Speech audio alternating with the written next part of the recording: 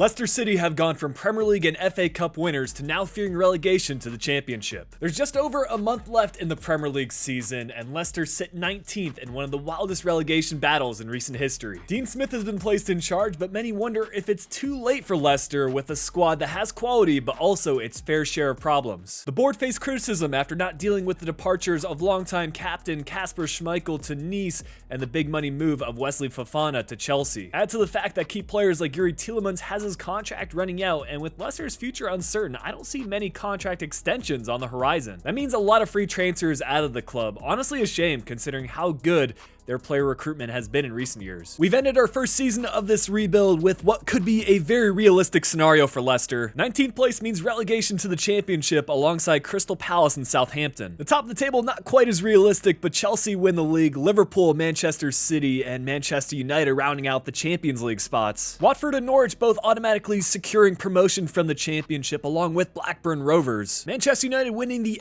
FA Cup against Middlesbrough, City winning the Carabao Cup against United. Real Madrid kick off this first season with a UEFA Super Cup victory against Eintracht Frankfurt. Inter winning an all-Italian Champions League final against Napoli. Somehow Real Madrid dropped down to the Europa League, but they win that competition against Braga. Villarreal defeat West Ham in the Conference League final. A big question mark for Leicester is the future of James Maddison. Doesn't have his contract running out this season, but he could very well be gone this summer with some big clubs having interest. His 9 goals in the Premier League wasn't enough to rank him in the top 15, but it's Raheem Sterling who leads the league with 22 from 37. Maddison also leading the club in the assist category. This did place him in the top 15, second place, and one of only 5 players to reach double digits. Although we're taking a step down to the Championship, we do still have some things to look forward to, including our homegrown talent Jackson Wilson. The 71 rated English left winger is 16 years old, has 82 to 94 potential. His rating did see some growth over the course of the season, up to a 73 overall. Ilya Jelic also seems to be a decent talent. 57 rated, the striker from Serbia has 87 to 93 potential. I don't know how we managed to keep as decent of a manager rating as we did, but it's a long season ahead for us in the Championship. Season 2, and this is where this Leicester rebuild will really start to get underway. I don't see a lot of the players currently in our starting 11 staying at the club. They're just too high rated. The board also looking for us to make a massive profit at the end of the first transfer window while still signing some crucial midfielders or forwards. And for domestic success, it's expected for us to win the league title and also reach the semi-final of the FA Cup, which I'm not sure about. I'm also not too sure about this transfer budget of 160 million for a championship side, but we're going to start with the player departures and Manchester City expressing interest in James Maddison. Honestly, a move I wouldn't be too shocked by as City continue to improve their team. It ended up being a 55 million transfer with Maddison's contract expiring at season's end. Harvey Barnes with another realistic transfer way to Spurs as he departs for 35 million. Ndidi has been at Leicester for a long time, and I was surprised we didn't get many Premier League offers as Crystal Palace embark on a rebuild of their own, signing him for 25 million. Pereira with a massive move to PSG, joining on a 25 million deal. There have been some questions whether Wout Faes is ready for the Premier League. I think a PSV transfer could be the right move as he joins for 20 million. Kelechi Iheanacho will be joining Ndidi as he departs to Crystal Palace for 12.5 million. James Justin is rated quite highly as one of the up-and-coming English left backs. He'll be joining Braga on a 12.5 million deal. Dennis Praet, still yet to feature in Liga, will be joining Strasbourg on a 9 million deal. And finally, Danny Ward moving to Sheffield United on a 4 million transfer. All those departures away gave us a massive amount of profit in this first transfer window, so now we can start thinking about some arrivals. I want a lot of transfers to either be players from outside the top 5 leagues or fringe players at big clubs. As for Oyan, he's recently played his first game after coming back from a long injury away. Forward Nottingham, the young player still needs game time to develop, but has shown glimpses of skill and has been compared to the likes of Eden Hazard. Henk has also been known to develop youth academy players like De Bruyne, Courtois, Carrasco, Benteke, Trossard, and some of Leicester's own like Castagne and Praet. It'll be a 5 million deal as he embarks on his journey to the Championship, slightly above his evaluation of 4.9 million, and we're actually going to do a position change to a more central role, acting as a center attacking midfielder for us. Young players at top clubs present a lot of upside for us, and it's no different for Morgan Rogers. The English left winger has spent loan spells at Lincoln City, Bournemouth, and Blackpool, putting up decent numbers in League One, 6 goals and 4 assists, but only has scored a single goal during 2 different championship spells. Hopefully that'll be different for us as he arrives on a $2 million transfer. It was under his evaluation of $2.9 million, so it's clear he wasn't part of City's plans. This next transfer is someone that I know quite a bit about, and I found it pretty funny that Nuhu had transferred from the Seattle Sounders to my favorite German club, Kaiserslautern. But the Cameroon left back has quickly become a fan favorite in Seattle and has even featured for Cameroon in the most recent World Cup. Although he's recently signed a new contract with Seattle, I'm still shocked that there hasn't been more interest from championship sides or even other leagues in Europe. One thing I will say though is that he's much better defensively, so I don't know how much we can rely on him as an attacking fullback. A pretty good deal in the end as Nuhu arrives on a $2.5 million transfer. It was $500,000 more than his evaluation of $2 million, and due to the attacking concerns I have, we're going to use him as a center back. He's on the shorter side, but paired up next to Sutar, I think he'll be all right. One last move here in the summer, and it's for Felix Passlack. The Dortmund player since 2016 has been linked with the move away after a few loan spells out of Dortmund. He's known to do a little bit of everything, and that's exactly what we need for a long championship season. It's also crucial that we continue Leicester's tradition of developing their own youth academy players. We'll be adding a 5-star scout from Norway to our ranks. Also a 5-star scout from Spain, our English scout staying in his home country for 9 months searching for any type of player. Johansson off to Scotland searching for any type of talent. And finally, Ojeda will be reviewing the Republic of Ireland for the rest of the season, looking for any type of player. We're about to play our first of many championship games this season against Ipswich Town. Here is the starting 11. Already some concerns as Dewsbury Hall is recovering from an injury. It's going to leave him out for 6 weeks, but hopefully new youth academy players like Jackson Wilson can make up for his absence. Wilson scoring on his debut, but we still lose the match 2-3. Despite a shaky start in our season opener, we have still received the Ajax manager offer. Was not expecting this early on, but 12 matches in, we lead the championship, 3 points clear of the next place team. You've got to wonder if Dean Smith would be willing to take this job as a recently appointed Leicester manager. Looking at Ajax's starting 11, they probably need to make their own share of new arrivals as they sit 4th place in the Eredivisie standings. But January 2024, we'll see how we're doing in the league. We have dropped to 2nd. Burnley currently top the championship. But for the most part, the squad is healthy and improving in their rating. The only player out with injury is Soumare. But we've got to address some of these expiring contracts. As our new captain, Dewsbury Hall is a crucial player for us to keep at the club. It's clear that he believes in the future at Leicester City as he signs a 2-year extension to his contract. We will still see some departures as Vestergaard joins Schmeichel at Nice on a pre-contract deal. But as the championship season starts to reach its conclusion, we have a home fixture against Sheffield United. It's an opportunity for us to mathematically clinch the title. A lot of action here at the end as all 3 goals that were scored came in the last 10 minutes, but we were victorious. It's going to mean Leicester's return to the Premier League, and it's none other than Jamie Vardy to lift the championship trophy. The final player remaining from Leicester's historic 2015-16 Premier League winning campaign. A great send-off for him as he will be retiring at the end of the season and looks to be involved in some sort of coaching capacity. Although it was expected for us to win the championship, I am still happy with our performance this year. Both us and Burnley clearing the 100 points mark, as Sheffield United were promotion playoff winners and will be joining us in the Premier League next season. As for relegation spots, it's Reading, Ipswich, and Stoke City to see the drop to League One, with Spurs winning the Premier League title, City, Liverpool, and Chelsea rounding out the top 4. Blackburn Rovers, Watford, and Bournemouth will be going to the championship. City win the FA Cup final against Chelsea in a high-scoring affair. Chelsea winning the Carabao Cup final against Liverpool. Real Madrid back-to-back winners in the UEFA Super Cup as they defeat Inter Milan. Chelsea winning the Champions League against PSG. Milan defeating Braga in the Europa League final. And it's Arsenal who win the Conference League final against AZ.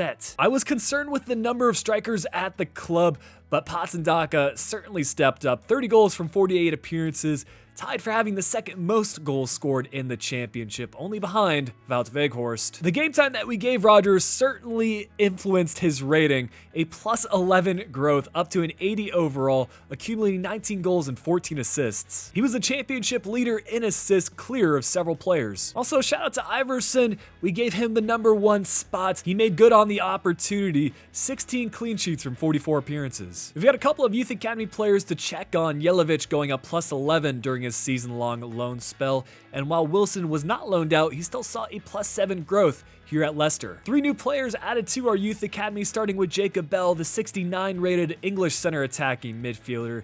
The 18-year-old has 80 to 94 potential. Jack Murray's up next, another 69 rated center attacking midfielder, though he is from Scotland. He's got potential of 90 to 94. Liam Flynn is the talent we found from the Republic of Ireland, only 65 rated as a center defensive midfielder, but good potential at 91 to 94. And looking at his attributes, I think he's going to be better suited as a center attacking midfielder. Not sure how our manager rating managed to drop, but we achieved promotion and that was the top priority.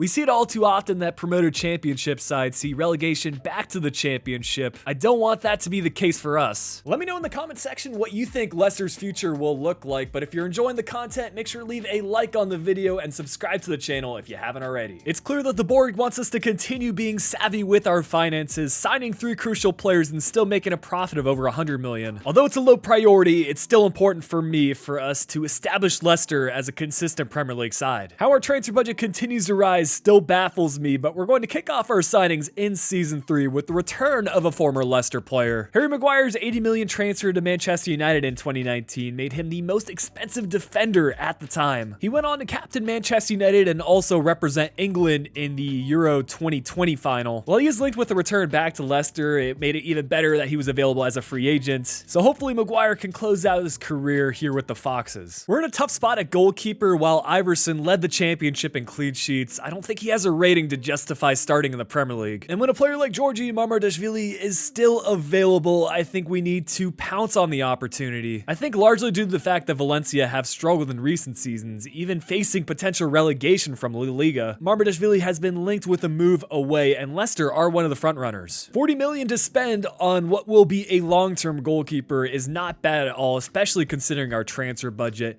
was about 6.5 million more than his current evaluation. Now that we're back as a Premier League club, we'll continue being big spenders and turn to Liga Portuguesa, which has had a lot of successful moves in recent years. João Paulinho's transfer from Sporting to Fulham is probably the one I could compare the most to this move for Florentino. His loan spell at Getafe last season gave him a lot of playtime and seemingly quite a bit of confidence as he has become a key part of a Benfica side that leads Liga Portuguesa and reached the Champions League quarterfinals. He seems like the perfect player to solidify our midfield as he arrives on a 45 million transfer. The player's valuation again close to 30 million, so we need to pay that excess fee. I think one of the more interesting situations for a player this summer has to do with Folarin Balogun. The Arsenal striker on loan at Reims has been in form, scoring 18 goals during his Liga 1 loan spell. But the big question is where he's going to fit in at Arsenal when they've got strikers like Gabriel Jesus and Eddie Nketiah. There's also been lots of rumors of his future on the international level, with fans of the US men's national team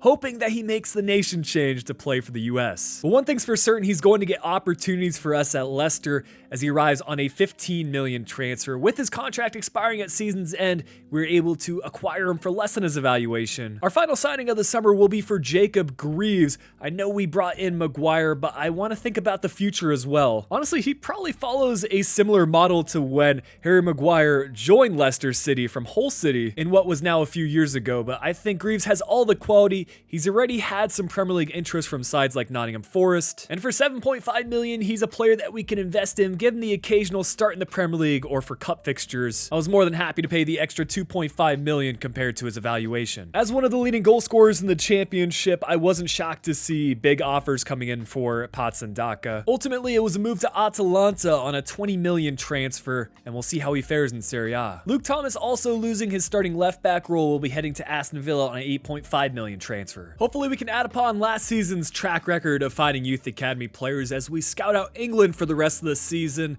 off to Wales as we search for any type of player, and finally Northern Ireland for 9 months looking for any type of player. But it'll be a tough road ahead as we begin our season against Chelsea. Mind you, they won the Premier League in season 1 of this rebuild, but our squad has certainly gotten stronger, adding experience to this young squad that dominated the championship last season. But the Premier League is a whole nother level as we lose our season opener against Chelsea 4-2, and we'll see if we've managed to rebound in January. Ultimately, we're on par with what we were expected of at the start of the season, mid-table 11th place and well clear of the relegation zone. Chelsea seem to be favorites to win the league, but the biggest surprise is Nottingham Forest, who sit second place and might be on track for one of the most remarkable things I've seen in a rebuild. With all the transfers we made this summer, I felt no need to make any additional arrivals, so we'll see the season end with a 12th place finish in the Premier League and decent outings about the FA Cup and Carabao Cup. Here's a look at the mid-table teams. Nottingham Forest ultimately didn't have as great of a second half of the season as they did in the first half, with Manchester United winning the Premier League, City, Everton, and Liverpool rounding out the top 4. Just an unusual season with Burnley, Brighton, and Fulham earning relegation spots. Bournemouth and Southampton earning automatic promotion to England's top flight, where Blackburn Rovers will once again see promotion to the Premier League. Manchester United defeat Chelsea in the FA Cup final. United also winning the Carabao Cup against Manchester City. Milan will kick off the season with a UEFA Super Cup victory against Chelsea. Juve were victorious in the Champions League final against Barcelona. Wolfsburg win the Europa League against Milan. And AZ get some revenge in the Conference League final, defeating Trabzonspor. I think our decision to sign Balogun has paid off. 19 goals from 43 appearances.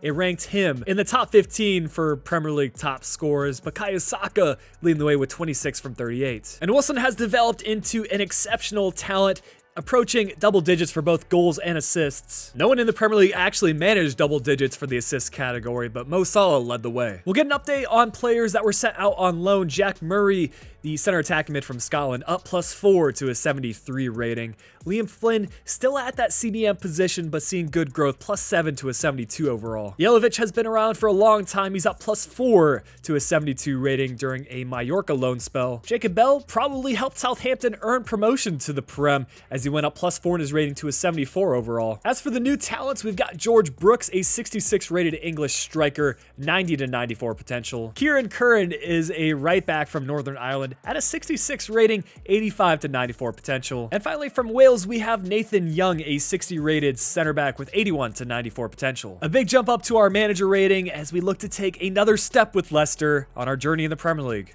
The big question for Leicester in years past is whether they have the consistency to break into England's top 6. Ratings-wise, I don't think we're far from it, but for board objectives, we need to continue making a profit on finances and try to qualify for European football by season's end. Our transfer budget just north of 200 million, but that number is about to rise significantly. I was waiting for a big offer for Jackson Wilson, ideally from an English club. Arsenal came through with a 72 million offer. We've seen this scene time and time again for Leicester. Seems like every other year, one of their key players leaves to one of England's top sides. And it's no different here as Wilson departs to Arsenal on a 75 million fee. Fortunately, there are plenty of options for us to make up for that. Trincao was available as a free agent. He did spend some time in the Premier League on loan at Wolves. He's got a similar play style to Wilson in that he likes to cut in on his preferred left foot. We're also going to bolster our defense with the addition of Maxence Lacroix, one of the up-and-coming defenders with Wolfsburg just a few years ago.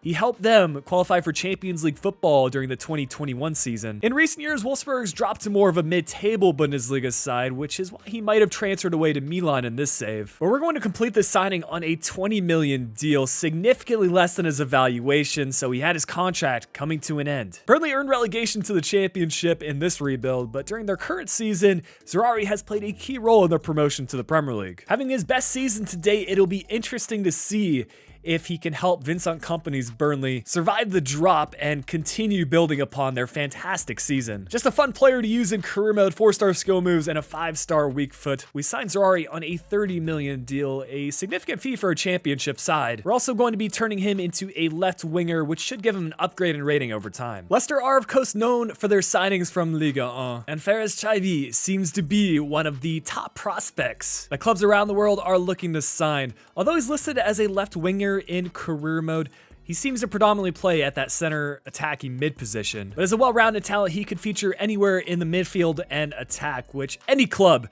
can benefit from, but it was a 27.5 million transfer for us to seal the move. More than his evaluation, but I'm glad we were able to beat other Prem sides to the signing. One departure out, Nuhu never quite made it into our starting 11, so we will be letting him leave to Serie A as he joins with Cagliari for 5 million. Another season of scouting sees us set up a network in England for 9 months searching for any type of player. There have been a few Leicester Youth Academy graduates that represent Ghana on the international level, so we'll have our scout there for 9 months searching for any type of player. Finally, we'll keep our Spanish scout in his home country as we again search for any type of talent. This is the start to the season that we have a possibility of winning all our matches, especially as we take a look at our starting 11. We continue to get stronger and stronger, and it's Oyan to score a late goal who gives us a victory against a 10-man lead side to kick off our season. We do go on to win the Manager of the Month award for August, and taking a look at results, we did indeed win all our fixtures in August, going on to keep that winning streak going up until the end of September. Expectations were high going into January, and we find ourselves top 4 in the Premier League, chasing league leaders Liverpool. Some changes have been made to our starting 11, specifically Zaroury breaking in at the second striker or center attacking mid spot, however you want to say it, but it goes to show how quality of a player he is. Lots of offers also coming in for some of our top talents.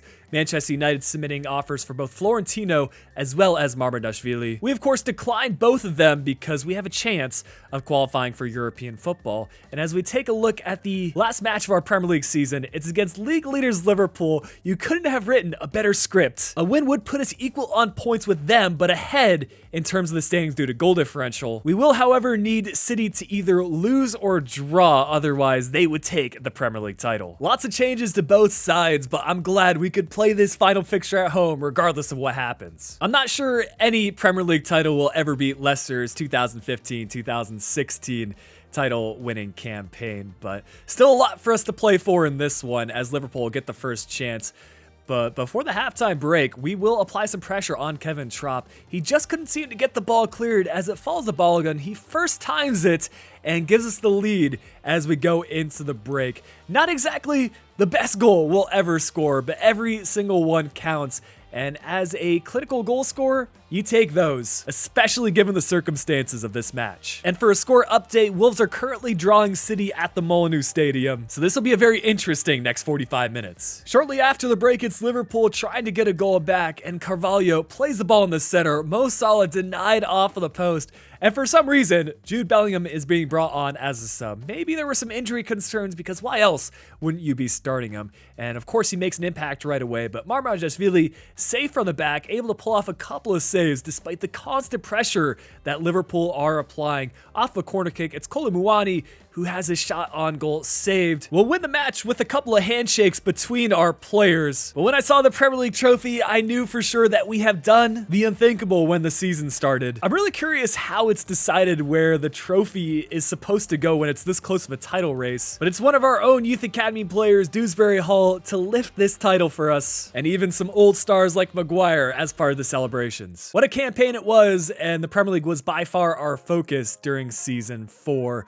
As for the final results, it looks like City ended up getting a draw against Wolves because they finished with 83 points. United getting the final Champions League spot. Relegation this season going to Norwich, Blackburn Rovers, and Brentford. Fulham and Burnley once again seeing their return to the Premier League alongside Watford, who win the promotion playoffs. Surprise appearance from Burton Albion in the FA Cup final, but City were victorious. The Carabao Cup goes to Chelsea as they win against Spurs. Wolfsburg kick off the season with the UEFA Super Cup. Some redemption for City as they win the Champions League final against Roma. Leipzig defeating Athletic Club Bilbao in the Europa League, and Villarreal will win against Milan in the Conference League. Obviously, Balogun's goal contribution was a big reason we were so successful. 29 Premier League goals was by far making him the league leader, not far off of the record that will seemingly be set by Erling Haaland in coming weeks. Zaroury, despite the limited appearances, still led the club in assists, 10 from 33. Ranked him as the 4th best assist maker in the Premier League. Cody Hakpo and Konsao leading the league in this category. Mamardashvili in his second Premier League season also winning the Golden Glove Award. Exciting times here at Leicester as we check on some loanees. Murray up +2 to a 75 overall. Young is up +7 to a 68 rating. Flynn up +5 to a 77 overall. Brooks up +9 to a 75 rating. Curran up +6 to a 72 overall. Bell up +2 to a 77 overall. And Yelovich almost into the 80s as he goes up +4 to a 77 rating. You might have spotted some of our promoted Youth Academy players, but we've got Charles Agyaman, a 65 rated Ghanaian left winger, 82 to 92 potential. Mason Hayes is the best prospect that we found from England, a 65 rated left winger with 91 to 94 potential. And Tony Jimenez, a Spanish striker, 58 rated, 83 to 94 potential. A lot of resemblances to Leicester's previous Premier League winning campaign. It's Champions League football next year. The last time Leicester had Champions League football, they made it all the way to the quarterfinals where they lost against Atletico Madrid. Can we one-up it with this squad? It looks like the board will be more relaxed with objectives, but we need to, once again, try to finish in a top 4 spot in the Premier League, reach the quarterfinal of the FA Cup, and reach the semi-final of the Champions League. Our transfer budget rising to 325 million, and I was fully expecting big offers for some of our players, but really the only notable one came from Chelsea for Castagna. I decided to accept this as he is starting to get older, leaving to Stamford Bridge just over his evaluation at 28.5 million. When looking for suitable replacements at the right back position, I was surprised to see that Frimpong has stayed at Leverkusen for the entirety of this save. There's interest in him from some of the top clubs around the world, but the Manchester City Youth Academy player has quickly seen development over the last few seasons. I think the fact he spent some time in the Scottish Premiership at Celtic certainly played a role in that, but it's going to be a 90 million transfer to finalize this deal, become one of the top players here at Leicester City. Surprisingly, only 11 million more than his current evaluation. We'll once again turn towards the championship to look at some potential talents, and Ostervranks is still one of, in my opinion, a fan favorite to sign in career mode. Of course, he made his transfer to Wolfsburg from the Belgian Pro League a few seasons ago. He's actually had a similar career to Lacroix in that he's currently out on loan at Milan. But he's going to give us some extra competition in the midfield, particularly at that box-to-box midfielder position where Dewsbury Hall has kind of locked it down since season 1. It's a 30 million fee to finalize his signature, about 5 million more than his evaluation at Norwich. With one midfielder coming in, I decided to let Soumare leave for 15 million to Brentford, and clearing up some space from our Youth Academy promoted players Nathan Young departs on a 3.5 million price tag. But it's Manchester City that we'll begin our season against. This is the FA Community Shield, so a chance for us to begin the year with some silverware. This team is looking like a Champions League caliber squad. The single change I've made to our starting 11 is that Vronks is coming at left center mid, so Maguire takes over as captain. Defensively, we're looking solid despite the red card from Maguire. We still win the FA Community Shield 2-0. Exactly how I wanted to begin this campaign, showing that we can compete with the best in England and hopefully in Europe as well. Speaking of our Champions League group, we have Juventus, Borussia Mönchengladbach, and Galatasaray. The top player at Juve, or at least one of them, is João Felix. Jeremy Doku making the transfer to the Bundesliga, an 84 overall for Mönchengladbach, and Yusuf Demir, the former Barcelona player, is at a 78 rating for Galatasaray. Heading into the January transfer window, we find ourselves, again, top 4 in the Premier League, similar to how we were last season. And in the Champions League, Juve were by far the best team, but we've done enough in the group stage to advance to the knockouts. We've almost gone back to what was working for us in prior years. Dewsbury Hall back at captain as Harry Maguire is dropping in his rating and no longer part of the starting 11. I'm confident in what Greaves can do at left center back, but I again want some competition just to make sure we're in the best position possible, especially for the Champions League. And having signed one former Celtic player already with Frimpong, I felt like keeping that going with Willian Pacho. He's about to make a move to Leverkusen IRL, and I'm curious to see how he's going to play in the Bundesliga. It's a pretty big fee, but we've got the funds left over in January to spend 30 million. We've got some suspensions to deal with, but this is going to be the starting 11 moving forward. Round of 16 of the Champions League up against Atleti, the team that knocked us out back in 2017. They have completed the signing of Florian Wirtz, who's now at a 91 overall. And we've set a message at home, winning the match 3-1, giving us a good advantage as we travel away. Before we could play that fixture, though, we've got a cup final up against Arsenal. This will be the Carabao Cup, so a chance for us to add a second trophy.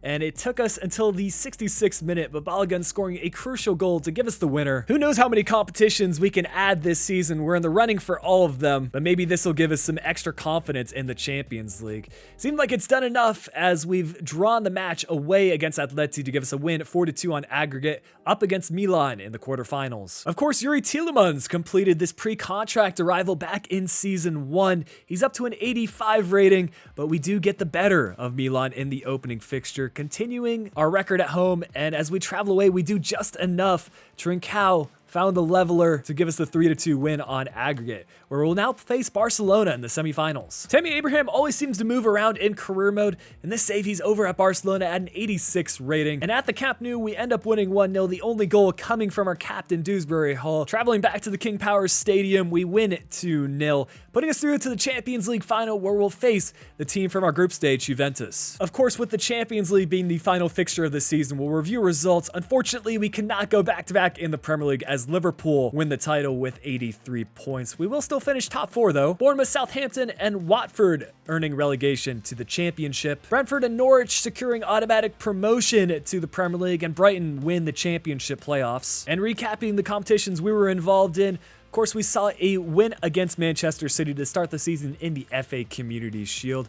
losing in the semi-finals of the FA Cup to City, who then lose to Chelsea in the FA Cup final.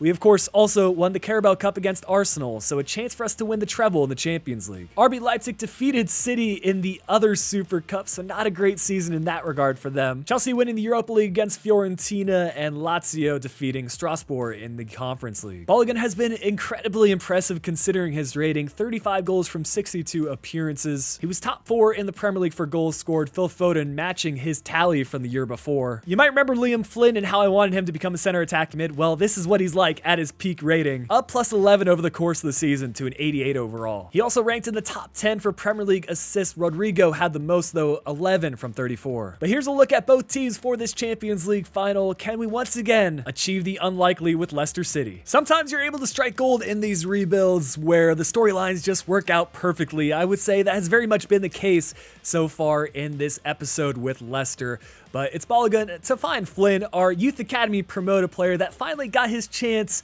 finessing that effort to the far post and giving us the lead just before the halftime break. I think the keeper may have even got a touch on that, but not enough to steer that away from goal. Exactly the start that Dean Smith was looking for. We're immediately going to continue that momentum in the second half. A good change of direction from Dewsbury Hall. Eventually the ball is played forward to Trincao, and on his left foot, he's going to double our lead. I think it's going to be a very interesting next few months for Leicester City, whether they're able to avoid the drop in the Premier League or how they're going to fare in the Championship. It's a position that Smith is actually quite familiar with during his time at Aston Villa. Regardless, I still think Leicester are going to be a fan favorite in career mode, despite whatever league they're in.